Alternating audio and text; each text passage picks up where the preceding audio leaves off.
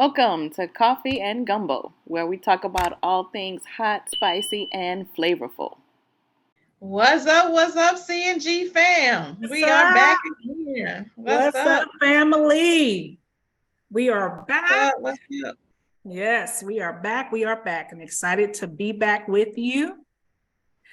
Well, Stacy, What we got for our family today? we have a really interesting topic that I think is going to be quite interesting. You know, in Houston, where we live, it's pretty much like a melting pot. You have people from all different cultures.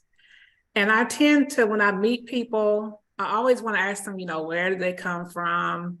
And a lot of times they're coming from other countries. And it always interests me to find out their story of how they made it here. And then, one of my favorite movies is Coming to America as well. Yes. And so I think tonight's topic is going to be so interesting in diving in with someone who made that journey from another country to America, and to talk about, what was their experience? What were the good, the bad, and the ugly things that they encountered along the way, and kind of get in those shoes and be able to see it from the other person's perspective. Those of us that live here in America, we have our way of thinking, our way of doing things. I know like here in Texas, everything is bigger. Right. So to hear an experience of someone that has come from another culture, I think is real interesting. So yeah, I hear it a lot. I hear it a lot from, because in my field of work, people from everywhere. So there's all kinds of different nationalities. So I get to hear it a lot from work as well. People's stories of where they came from, how they got here, and those stories are always so interesting to me. So I think this is going to be quite a story. Yeah, I think it'll be a little eye-opening to maybe hear some of these things. So again, we always want to bring someone who can speak on the subject way better than we can. We are the facilitators of the spicy conversations. And so we have a special guest again tonight, and it is one of our Coffee and Gumbo family members, a subscriber. Yes, it is. He migrated to the US from Nigeria. And so he is going to share his story and kind of give us a window into what it was like and what he encountered. And so I am so excited to have Dary Okupe join us this evening and share with us, a little bit of himself, a little bit of his journey into America. So welcome to the Coffee and Gumbo podcast, Dary. Welcome, Dary. Coffee and Gumbo. Nice to be here with you guys. We are so happy to have you. Are you sweating already? No, my forehead, my African forehead is shining. One thing you guys will find, Dary is so funny. He has the most infectious personality. You cannot be in a bad mood. So not only is he going to enlighten us, but he is going to be a light to shine tonight. So I tried to give you a little bit of introduction, Dary, but I would love for you to take a minute and just introduce yourself to not just our family, but your family too, because as I mentioned, you are a fellow subscriber to the Coffee and Gumbo channel. Yes, you're right. So hello, everybody. My name is Dary, so spelled as Dare. And I'm from Lagos, Nigeria. Raise the roof. Nigeria, big up Nigeria. So a bit about myself. I'm a YouTuber. You can follow me on Darustic at Darustic Saltwater Adventures, and as well as on IG as well as Darustic Saltwater Adventures, one word. So a bit about myself. As Coffee and Gumbo family mentioned, I love life. I love to meet people. I love to laugh. You hear my infectious laughter very soon, and then you guys will be rolling on the floor. So I love to play tennis. I'm big on sports tennis. And what else? That's it. You know, meeting people, having fun. You know, I'm happy to be here tonight with you guys. I'm spending the night with you guys. Let's do this. All right. So we have a few questions for you. Okay. And as we had told our viewers, you know, we want to see things from your perspective of someone who made the decision to uproot themselves from their home country and, you know, move to America. It's a lot for me moving. If you move around the corner, I can't. Right. Across town. Moving, you know, or even moving state to state, but to leave a whole country to come to another country, that's a big deal. And so I would love for you to kind of share, like, you know, what was the trigger? Why did you decide to make that journey? You know, what was it? Okay, so, you know, first and foremost, I was in London, England. Yes, I was schooling in London. And then it was our family tradition. My dad was like, oh, well, the kids should go and school in England. Then when you're done, you have to, when you finish graduating, you're moving back to Nigeria. So when I was in London, I was tired of London. I was tired of the fish and chips. I was tired of the small roads and everything. So I wanted some excitement. I said, let me come to America. Like coming to America, Eddie Murphy. I'm looking for my queen. Movies. Yes. Yeah, I'm looking for my queen. Came to look for my queen. But so I ended up in Boston. Oh, really? So, okay, I didn't know that because you live in Atlanta. So I did not know that you started off in Boston.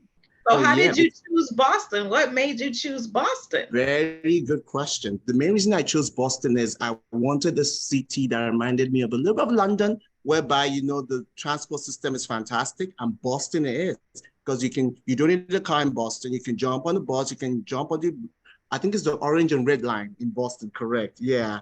So it was very, very convenient for me. But unfortunately for me, wintertime was terrible. You know, you'd be shoveling snow. I don't want to live that life, you know, shoveling snow. So my cousin in Atlanta called me. He was like, where are you at? I was like, I'm in Boston. He was like, you're in the wrong city. I was like, what? So he said, do you like tennis? I was like, yes. He said, Atlanta is big on tennis. I'm telling you, I didn't waste a second. I told all my roommates, I'm out of here. I'm going to A-Town. You know, but if I'd known that the transport system in Atlanta wasn't good, I won't be in Atlanta, for real. Because you need a car in Atlanta. So that's how I ended up in Atlanta, because of tennis, my passion for tennis, you know. So my cousin sold me on Atlanta. So that's how I came to Atlanta. And here I am. All right. So what was it like? So at what age did you go to London? I mean, because you were born in Nigeria, right? Yes, correct. Born in Nigeria. So I was in London as a teenager, did my O levels in Nigeria, then I did my A levels advanced level. Then I was preparing for uni, to go to uni. And that's when Dary was like, I want to come to America. My dad was like, what are you gonna do in America? I was like, I want something different, you know. I want to be amongst my people, you know, Black people, you know, because whenever we're in England, you know, we used to watch Different Strokes, and then we used to watch the Cosby. Oh my God, you know, those were our aim thing. I was like, yeah, I want to be America, you know. You wear the FUBU jeans, you know, all that stuff, you know, and then all the rappers, you know, I'm saying, like MC Light and Queen Latifah, just another day living in the hood, just. You know what I'm talking about? So like, yeah, I want to come to, you know, I want to come to America, you know. You know, I'm OPPA, you know me. Oh, Lord. So a lot of what you thought you knew sounds like you got it from television. Is that correct? Yes, some of it from television, like watching Boys in the Hood. You know what I'm saying? Watching Boys in the Hood.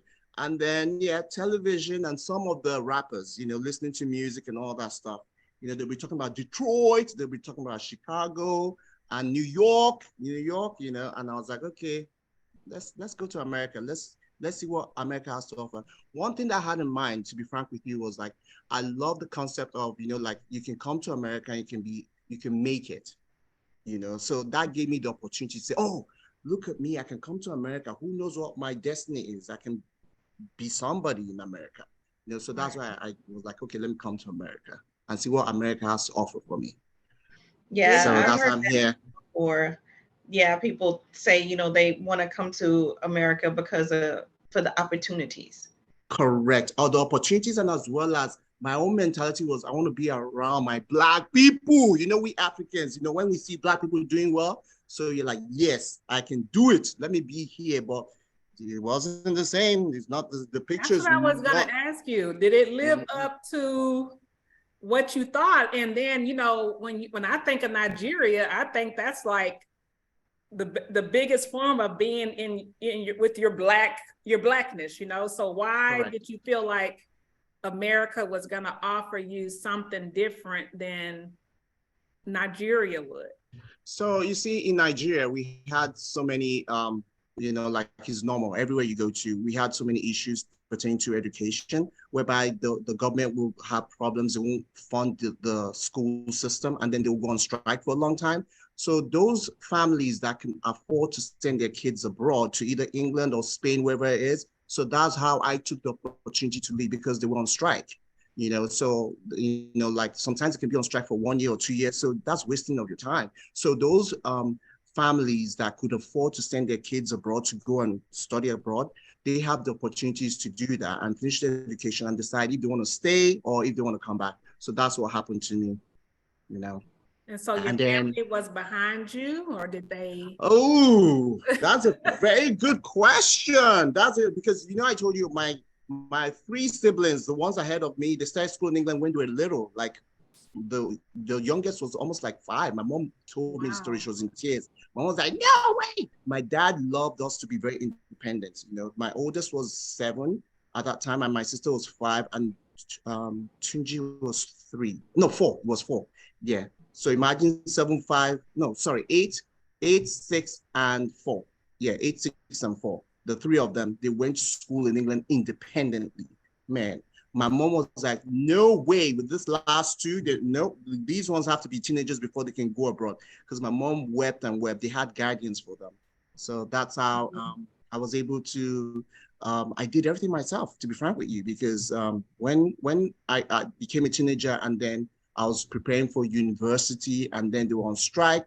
So a friend of mine was like, oh, we're going to go and school in England, or we're going to go and school in America. I had friends that were school in England, America, Spain, anywhere, or Switzerland. So I was like, okay, how am I going to convince my parents, you know, because my dad was very, very tough. He was a disciplinarian. So I was like, how am I going to convince my parents that I'm ready to be independent, to live on my own, but financially they have to help me out with my school fees and everything. So I met the principal of my college in Cambridge. His name is David. So there was a college in Cambridge called Cambridge Seminars. That's where you do your A levels. So the guy flew in. He came to Nigeria, and then he was at the hotel. He was having interviews with kids that are interested in coming to his college to study A levels and then go to university. So a friend of mine gave me the tip. So I went to meet him by myself. He was shocked. He was like, where's your dad? Where's your mom? I was like, nope, I'm doing it by myself. So I met with him, and he said, okay, this is what the school has to offer. What do you want to do? You want to do medicine, blah, blah, blah. You have to do physics, chemistry, biology, and this is how much it's going to cost you. It's going to take you 2 years to finish this, blah, blah, blah, blah, blah. So I was like, thank you. So he gave me the brochure. So I went home, had a meeting with my parents, and I was like, guess what? I'm tired of staying at home. I want to go to England. My dad looked at me and said, how are you going to go to England? You've never even helped yourself out. I said, I did. He was like, really? My dad was shocked. Because of what I did, my dad agreed, agreed for me to school abroad, because yes, I used that initiative because my dad was like, you need to go out there and hustle. So he was impressed with me. My dad and mom were both impressed with me. They said, oh, you did the work, so we'll help you.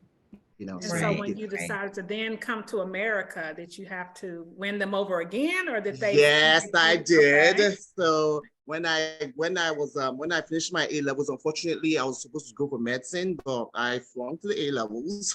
When you say flunk, I didn't make the grades to get to med school, so they offered me some shitty courses to do in uni in England, and I was like, nah. And all my friends were like, okay, they're going to uni. I was like, okay, maybe I should go and start afresh in America.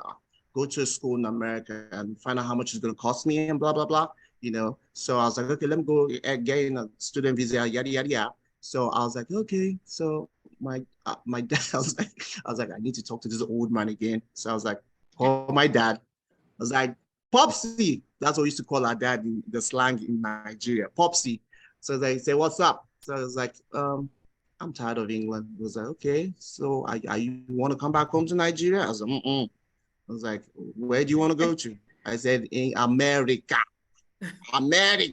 He was like, really? I said, yep. He said, why do you want to go to America? You want to go and get freaky over there and be a bad boy over there? I was like, no. I said, my dad normally was a businessman. My dad is deceased. He used to travel everywhere. He's been to America so many times, and my mom too. So he was like, you want to come to America? Where are you going to stay? You're going to be in New York? I said, nope. A friend of mine from the same school, he was my senior. He left England and moved to Boston. So he was one that was feeding me the information that I should come to Boston. That is fun. So I had to persuade my parents, and my parents were like, okay, you do it, we'll take care of you. So I did it, got the visa, came to America, and that was it. Well, welcome to America. Wow. So what were your first thoughts when you got here? Oh my God. When I got to America, oh my God. First of all, it was so funny. So I had to fly from Heathrow to JFK. Oh my God. Then JFK.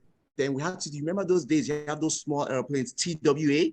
It's as if you're floating. So I take that small plane from JFK to Boston. I was like, oh my God, I was praying. Hail Mary, God help me. I was scared. So got to Boston. Once we got to Boston, then my senior from school, he was like, okay, this is where I'm staying, blah, blah, blah.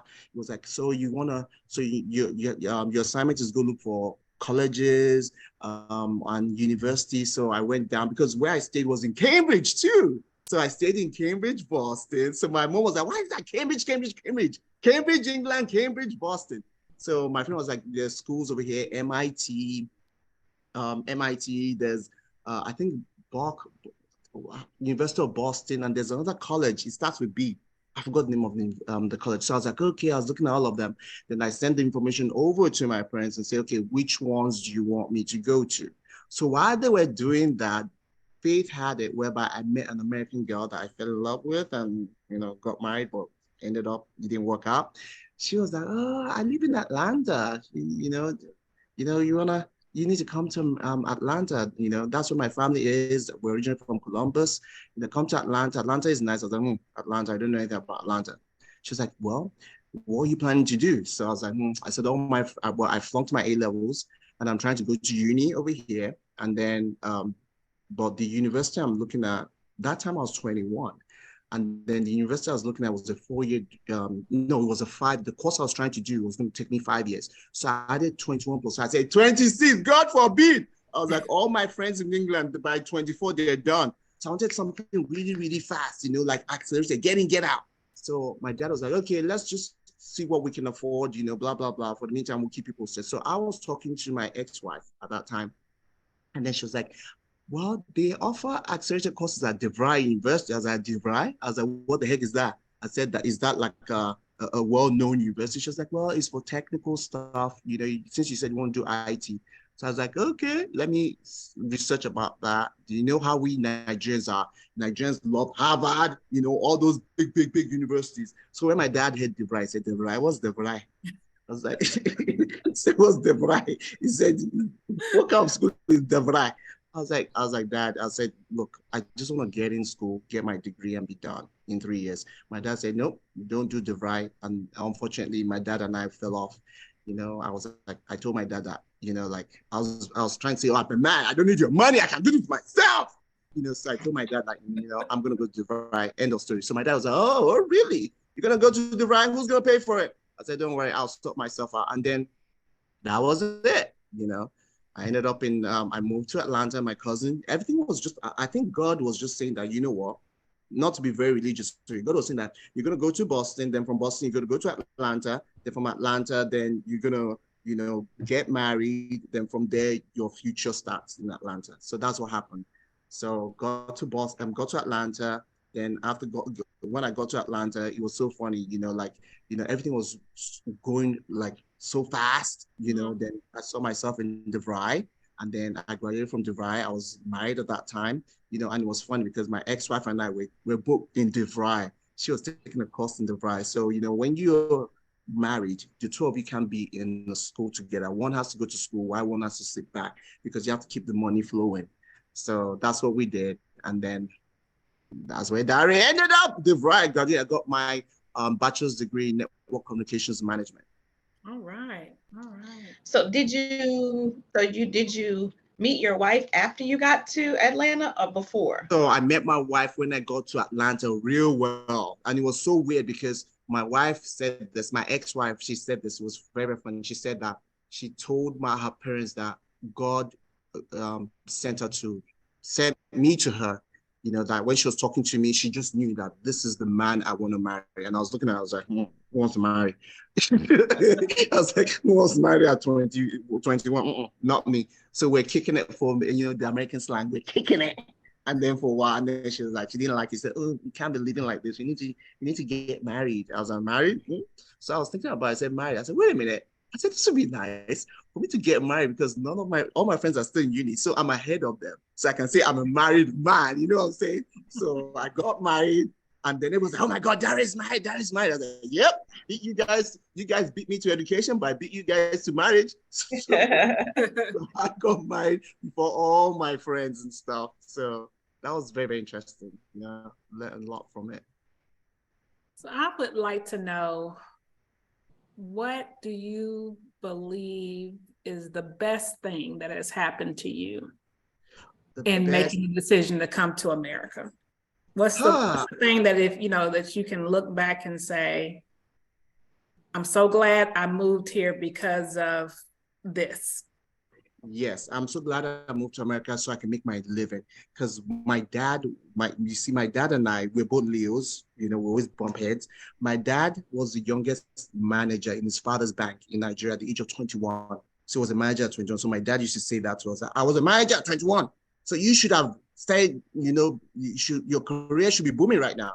So America gave me the opportunity to experience corporate America, and as well as to earn my living, you know, to see how it's to get that $1. You remember trading places, $1. To get that $1 is a lot of work. You know, when we saw trading places at the month, you think in England, oh, it's so easy, $1, $1. No, that $1, before you can get that $1, whoo, you know, so I'm happy I did. I experienced to give me that exposure to work, to be independent, to make my living. Okay. I'm gonna flip that. What was the worst part of moving to America or coming to America? I think the worst part moving to America is the racism. I never thought the racism existed in America. I was blindsided by that because in England, racism does exist everywhere. But in England, you can't call me black because that's racist. You have to call me colored, you know. The racism is behind your back, but in America, oh my God, it was crazy. I didn't know anything. I was so blindsided. It was funny because when it first hit me, when somebody calls you the N-word, you're like, oh my God, they called you N-word. But when it happens to you, you're like, what did you call me? You can never call me like that in my country, Africa. I will slap you. You know what I'm saying? You know, pow, pow, pow. You know, but being in America, you have to be very, very careful, you know, because somebody has a gun. But you can't come to my country, Nigeria, and call me that N-word because first of all, I'll give you one backhand and one forehand, and then your head will be straight. You know what I'm saying? So the racism was really sad for me, and I'm very grateful for my ex-wife because she educated me. She said, "Baby, I need to show you something." There was this movie that I'm sure you guys have seen that movie. It's called Rosewood. Yes. Rosewood. Yes. When I watched that movie, oh my God, I think part of me died. I couldn't believe it. Man, this is how people suffered. Black people suffered in America, you know. But on the flip side of it. Yeah, it's so funny you say that because I think we have a misconception a lot that it would be worse in Africa. No, you got that wrong. There's no racism in Africa. The only racism in Africa was in South Africa. South Africa is a country on its own. Nigeria is a country on its own. In South Africa, they had apartheid. And then Mandela was in prison, and then he was the one that changed everything around, you know, Nelson Mandela. But in Nigeria, we were ruled by the British, and we gained our independence in 1960. So we were owning our own country, you know. And then when people come, expatriates come to our country, we love it. You know, like when you Americans come over, there's a Nigerian word, they say akata, that means Americana. And then when a white person comes, they say Oyibo, you know, that's the Nigerian word for a white person. So Nigerians love international people. They love people from foreign countries, whether you're from Russia, whether you're from America, whether you're from wherever you are. We welcome people with open arms, but we never experienced that racism. But forward it right now to the future right now, we are going through religious warfare whereby the Christians and Muslims are killing each other, which is crazy. And that is getting resolved right now because we have a new president in charge right now. So he's quite reasonable. You know, he's not too corrupt. So everything's coming back to normal right now. Wow. That's funny how, you know, the misconceptions that we both can have about the different countries. Different countries, right. Yes. You're right. Yeah. You're right. And another thing I want to say pertaining to what made me really disappointed when I came to America was I was thinking I was going to be amongst my people, but I remember the first American person I walked with, and he was saying that you are African. I looked, I was like, what the heck? I'm black, you're black. You can't be segregating me that I'm African. That really irritated me, you know, because I feel like we're all from the same cloth.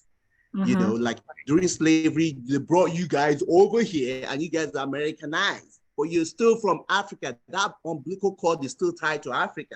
So why would you, when I come to America, you're saying that, oh, you're African. And then there's something going on, to be frank with you, there's something going on with Americans and Africans as well. Because I have an American friend, he told me that, oh, you Africans, when you come here, you think you're smarter than us. You take our wives, you take our jobs and all that stuff, you know, but it's not true. We should work together. You should be proud of another black person achieving the goals. You know, if an African is like in Howard or Harvard, kudos to them, clap for them. You know what I'm saying? Not that you be segregated, you're African, you're this, you're that, you're that. No, you need to be united. So that's one thing that disappointed me when I came to America. You know, apart from the racism, but within our community, black community, we don't help each other. That's a sad thing. Wow. Oh, this is so interesting, Dary. It's so interesting. It's very interesting. I know. You know, there's a lot. And then I'll say one thing that's very, very interesting because from my experience, from my marriage, when my mother-in-law, it was so funny because, you know, some Americans are enlightened. They've traveled out. Some have never traveled out. They feel like America, 50 states. This is the world. This is not the world. You have the opportunity to go to different 50 states, but there's a lot out there. There's Asia, there's Africa, there are different continents over there, you know. But one thing I wanted to say is my mother-in-law, my ex-mother-in-law, she loved watching Discovery Channel, you know. So when she heard that, you know, like I'm from Africa, she wanted to, you know, like broaden our horizons. She said, oh my God, I'm seeing all these people jumping up and down with their breasts up and down in the villages, bouncing up and down. She was like, breast jumping up and down. She said, are those your tribes? I was like, well, they're exercising their breasts up and down. There's nothing wrong with that. You know what I'm saying? But I'll have to explain to her that, you know what, those people, they are from the villages, the rural areas. It's just like in America, you have the city and you have the ghetto. It's the same thing all over the world. So in Nigeria, you have the city and you have people from villages. But she was like, okay, but why is that they don't have clothes? That's the way they are. In the villages, they're a bit backward, you know, because, you know, that's the way they are. They're happy, you know, they like their breast hanging out against some fresh air, which there's nothing wrong. You know what I'm saying? Their boobies dying to get fresh air, which is good for them, you know, but it's just some certain parts of Africa, they do that. In Nigeria, you don't see people like jumping up and down with their breasts in the villages. No, they are clothed, you know, but she now asked me one question. It was so funny. She said, oh, I hope you're not going to circumcise my daughter. And I turned around, I did the exercise. My head turned around. I said, what did you say? She said, I hope you're not going to circumcise my daughter. I said, your whole daughter. I'm going to take your daughter to, I'll leave America and take her to Africa and go and circumcise her. I said, where you're watching all this crap from Discovery Channel? You know, that's crap. You know, circumcision was in some primitive parts in Africa. They were like, okay, they need to do that to prevent the girl from being horny. But that's not true because Some girls, young girls, they do it to young girls at the age of maybe 8, 9, and they bleed to death. And my mom is a retired medical doctor. I remember those days she used to talk about it, and they used to fight against it. They stopped it. You know, it's just some religious people, like some of the Muslims believe in circumcision, circumcising the woman, but they stopped that. They don't do that anymore. So it's sad. So she was like, oh, yeah, I see everything. Do you guys have cars in Africa? I was like, no, we walk. Of course we have cars in Africa. We have cars, we have bicycles, we have everything. You see over here. So I felt sorry for her because Discovery Channel is just portraying how backward Africa was. You know, you don't believe everything. They're just showing what's in the rural areas. When you come to Lagos, Nigeria, man, you think you're in New York. You know, the life there is so good. You know, like it's just that the economy is a bit shitty right now, but everything's coming back. You know, but the life there is as if you're in New York. I'm telling you. If you do you like our artists over here? You know, like our artists like Burna Boy, Shayo, and then Tiwa Savage and all that stuff, and Davido, you know. So we have a lot to offer. You know, we do. We have a lot to offer, you know. So speaking of different stipulations or different what do we want to call it? Just, you know, false accusations about people in Nigeria. So what do you think are some of the, besides that, what do you think are some of the things that are the false that most Americans think about Africans? Because I know one of them is, you know, Americans think that Africans have 2, 3, 4 wives, you know. Thank you. So very good. Is that? I love that question, Stacey, because I was going to talk about that question. So my ex-wife was so funny. I love my ex-wife to death. We're still friends. So my ex-wife, we used to laugh about this because when we got married young, we're just laughing. Like, you know, like it was funny because when we got married, her mom again was in a, oh, is it true you guys, the question that, you know, Stacey was asking, is it true that you guys have many wives and everything? So is my baby going to be the first wife, or what position is she going to be? And then it was funny. Then my ex was like, you know one thing, baby? If you try that shit, it's called bigamy. I'm going to put your ass in jail. So in Nigeria, so it depends on the culture, you know, like some Christians, some Muslims as well. You know, like my father only had 1 wife, but my grandfather had 7 wives. Why does he have 7 wives? The main reason he has 7 wives is because he comes from a royal family. So you coming from a royal family, when you have many wives, you have many kids. That shows your wealth. You know, so he had seven wives. You know, so some people who can afford it, they can have many wives, you know, but it depends on you. But I was brought up a Christian. Not to say that there's some Christians back in Nigeria that have 2 wives, but I have some family friends that you would never believe that they are all not from the same mother. All of them live in the same house. They have different quarters. The first wife lives in this corner. The second wife lives in the corner. The one lives upstairs, and all the kids are united. That is a fantastic thing. When the first time I experienced it, I was like, whoa, I couldn't even believe that they're not from the same mother. So in this generation, you know, like most Nigerians, you know, like there are still some old school that would say, okay, you be my first wife, you be my second wife. That's wealth. You know, that's money. They're talking about, they have money.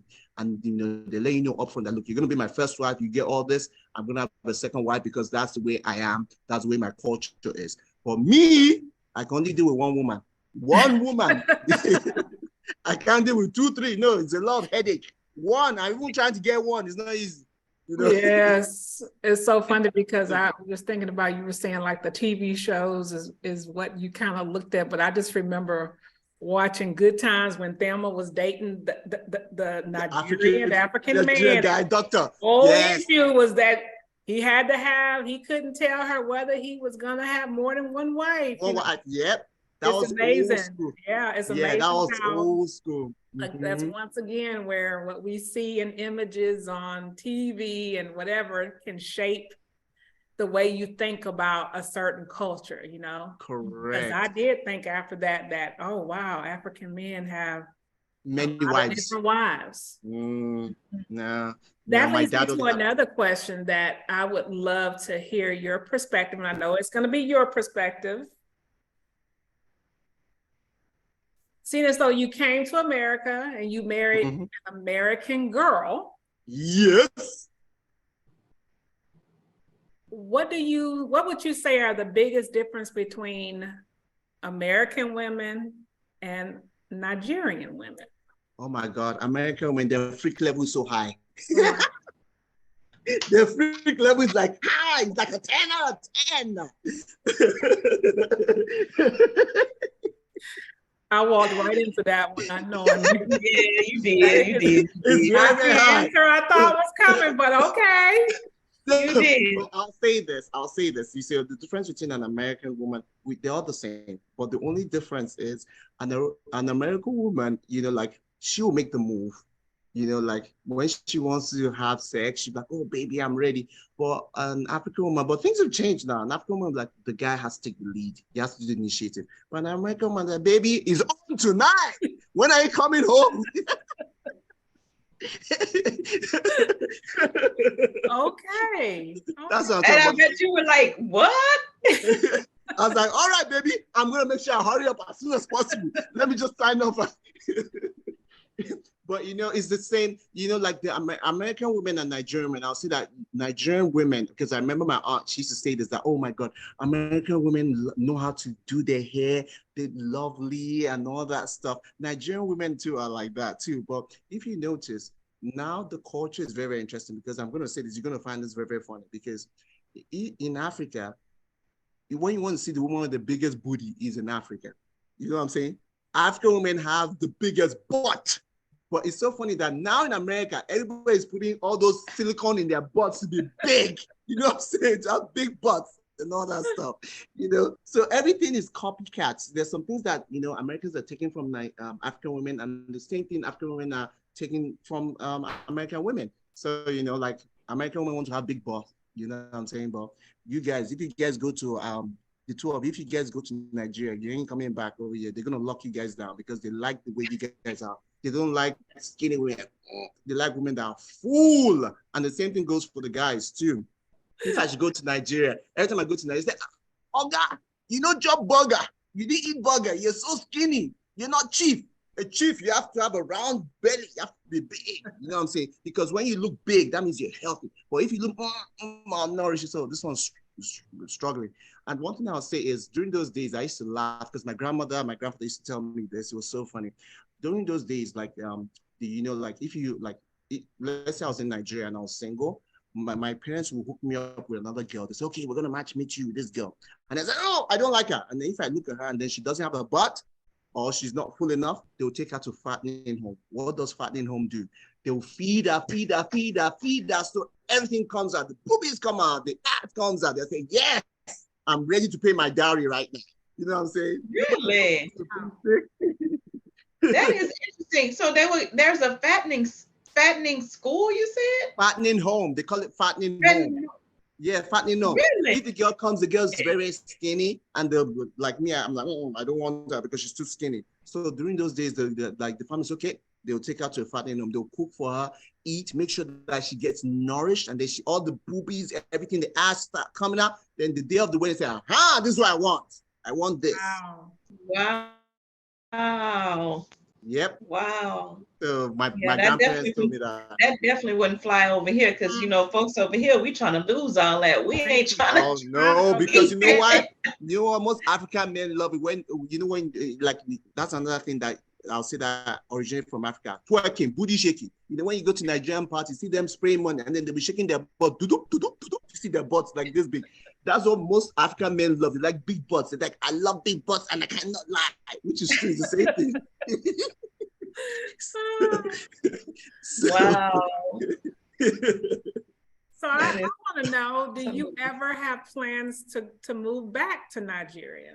Oh, very good question. I love that, man. Coffee and Gumbo, you guys are on point tonight. You guys are just asking me good questions. Well, to be frank with you, there's certain things that need to be fixed in Nigeria for me to decide to move back.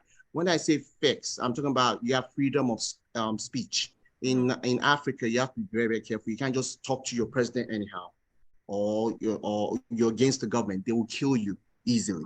You know what I'm saying? So another thing is like, like the normal amenities like water, electricity, What else? And food is, people are struggling over there. In Nigeria and some other parts, especially in Nigeria, the electricity is not consistent. That's why in everybody's houses, they have a standby generator. Not everybody can afford a standby generator, but right now, the new president, thumbs up, is doing a good job. He's already signed so many things right now. So everybody's like clapping for him. The President Tinubu, is doing a good job. So when all that crap is fixed, I might decide, but I don't think I'm going to move. I love America. So I'm a dual citizenship. So I'll just go be a Nigerian when I'm in Nigeria, then come back and be an American when I'm American over here. So, but who knows? Who knows? Who knows? I might be the next Nigerian president. Who knows? Hey, anything is possible. Yeah, anything is possible. So when did you gain citizenship in the United States? Oh, it was through marriage. It was when I married my wife. Okay, gotcha. Got my citizenship. When I married my wife, got my citizenship through my wife and everything. Yeah. So it was like, you're an American citizen. You need to know all the history about America.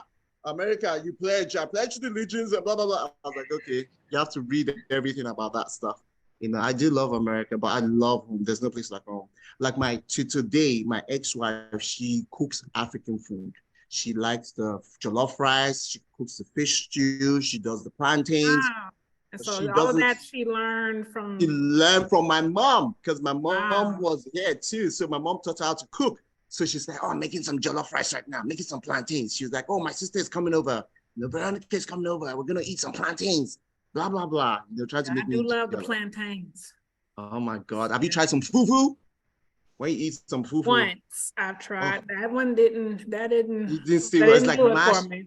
Oh yeah, what is like that? Mashed potatoes. It's like mashed potato type. Yeah. You use it to kind of dip the food. Do it in the vegetable stew, and then I'm telling you, Stacy, when you eat that thing, you be dancing. You be giving them some dance moves. Like, that thing has energy. I'm telling you. I like the stew part. I just didn't quite. Yeah. Like, I think you didn't get used to, you have to roll it in the bowl. It's delicious with the vegetable stew. When you eat it, it gives you that energy. You can do like 10 jobs when you eat that food. Well, shoot, I probably need that then. I know. Man. This has been an eye-opening experience, Dary.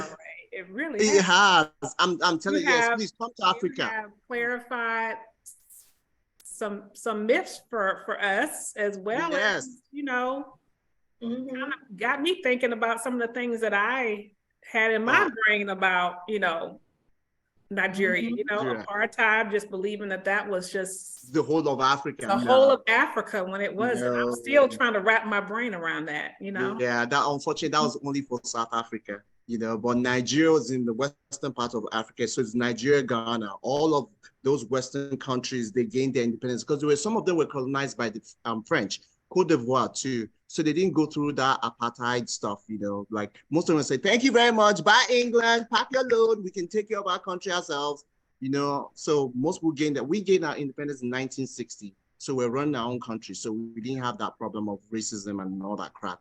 But in South Africa, they had white South Africans. They had people from Zulu and all that stuff, So that's why. But I'm thankful that that's over and done with. Thank God for that. Yes, yes. So I have a question. So being from Louisiana, we do the Mardi Gras, and you mentioned Zulu. So tell me a little bit about Zulu. Zulu. I'd like to know. So unfortunately, I'm not from South Africa, but there's a Zulu kingdom. It's like royal family and all that stuff. So they have their tradition and all that stuff. There used to be when I was little, there used to be an album, 1975. This group, they had a song for the Zulu tribe. Oh my God, it's fantastic. You see them wear their costume, they have their shield, they have their their skirts and all their feathers and stuff. You see them dancing and oh my God. Have you seen the movie Shaka Zulu? You need to go watch Shaka Zulu. You've not seen Shaka Zulu? I have not.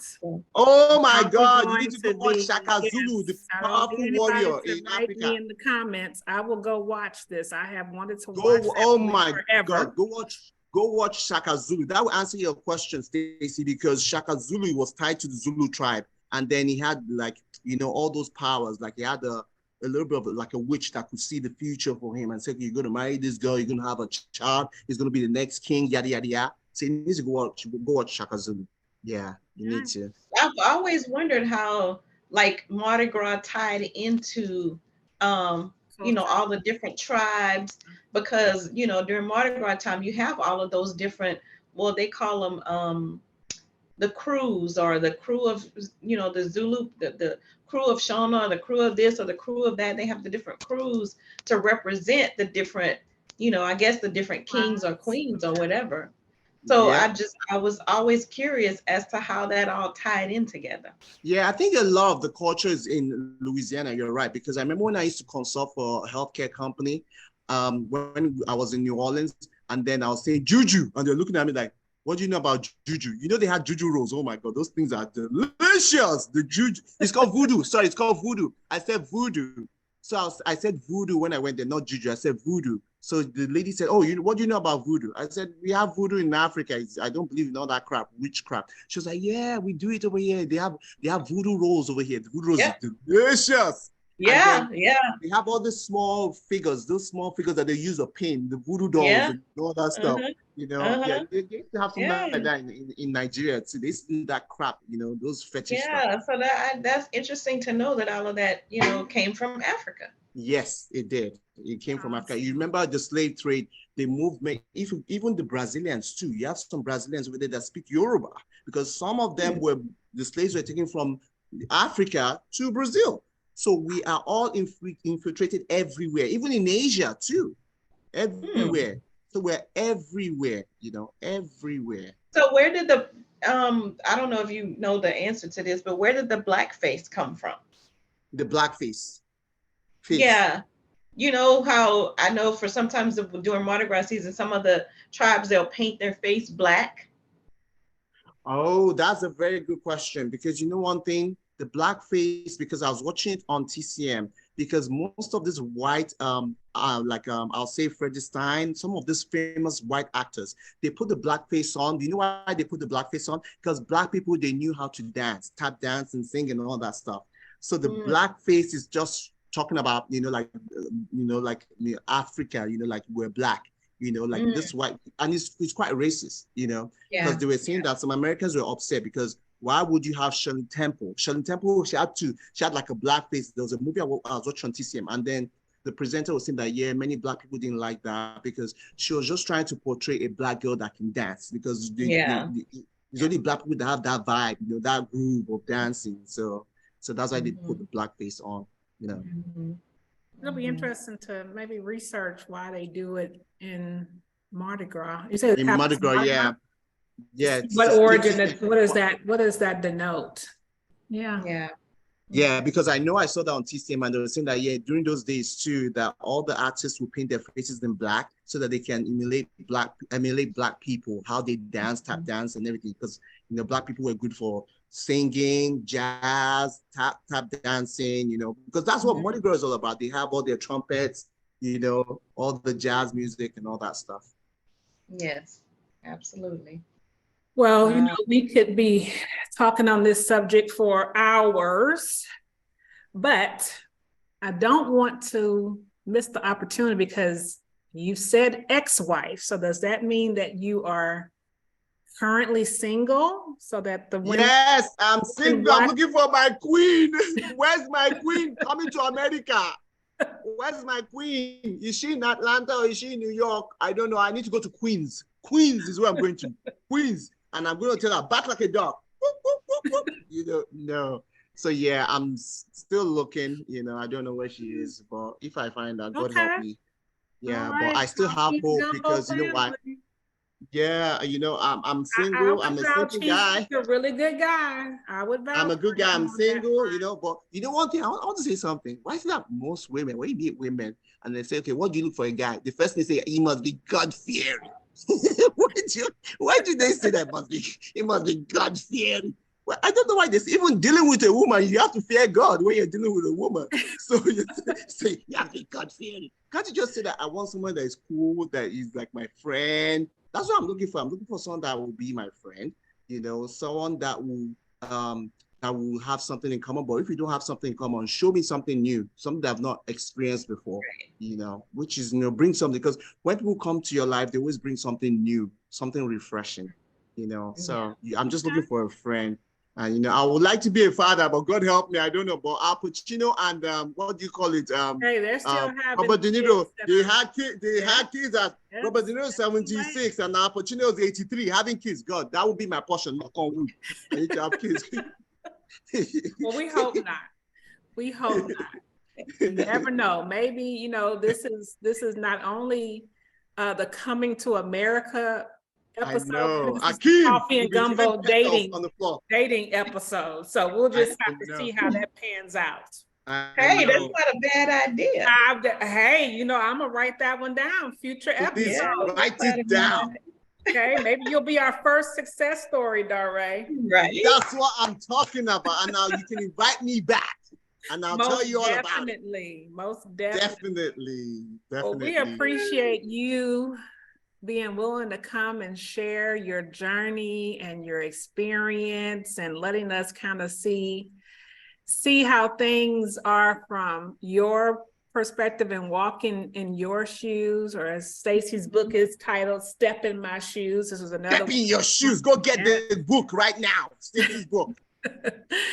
And I think that a lot of people are going to be educated. I was educated. That's why I love doing this podcast. Not only does it help others, but it helps me too. I learn so much every time we do this. And, every person that comes and gives, we feel like, please know that you leave a little bit of yourself here with us. And we really appreciate, the vulnerability of coming on here and sharing your story. And, you made us laugh, and I knew you would. And like I say, your personality is just infectious. And oh, thank you. Yes. Thank you. So don't forget, book your flights December.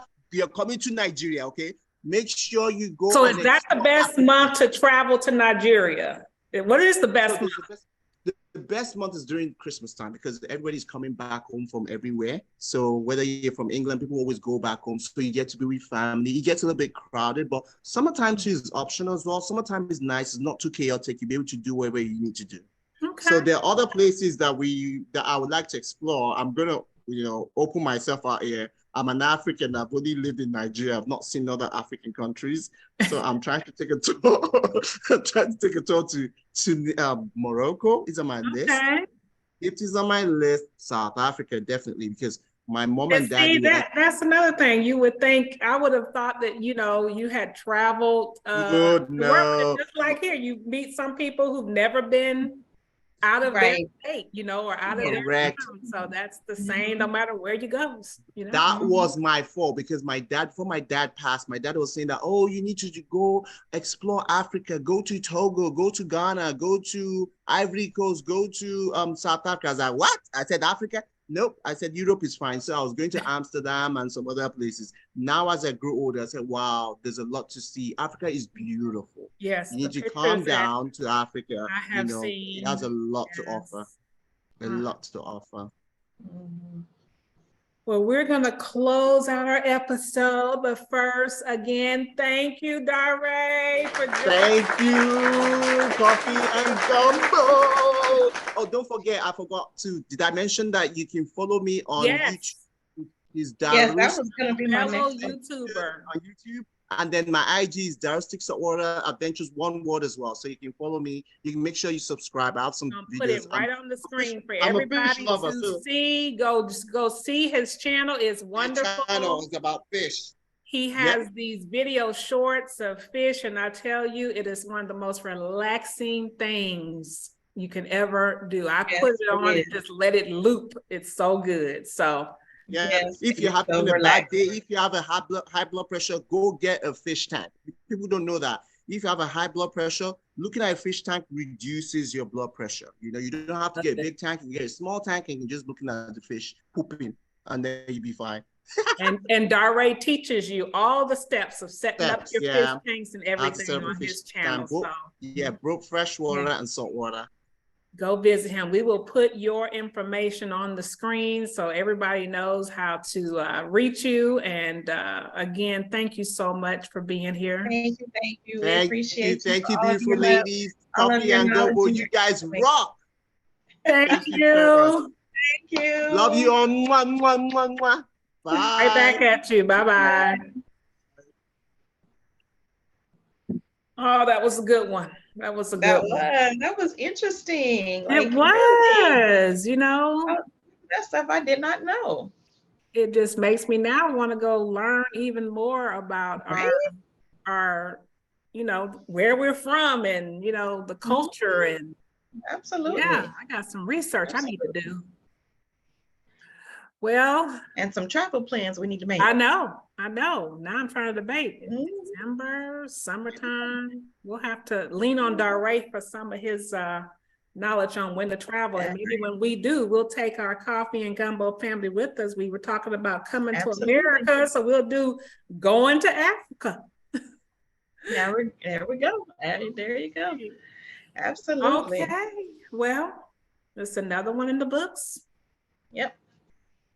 So as always, leave you with a few words of wisdom. We always say, take a few minutes and a little bit of time each day to do a little bit of something for yourself. Self-care. Self-care. It's important. I'm learning to be better about it the older I get and to take it seriously. Take care of yourself. Yes, because if you don't, who will? Mm-hmm. Absolutely. And then also while you're doing it, take just a little bit of time to share it with somebody else. Yes. Show some love to somebody else. Pay it forward, fam. Pay it forward. It'll come back to you in spades. Give it forward. Give it forward. All right. Absolutely. And with that, we're going to let our family go. And we will see you the next time on Coffee and Gumbo. Until then, peace. Deuces, Coffee and Gumbo fam. Bye, everybody. Bye.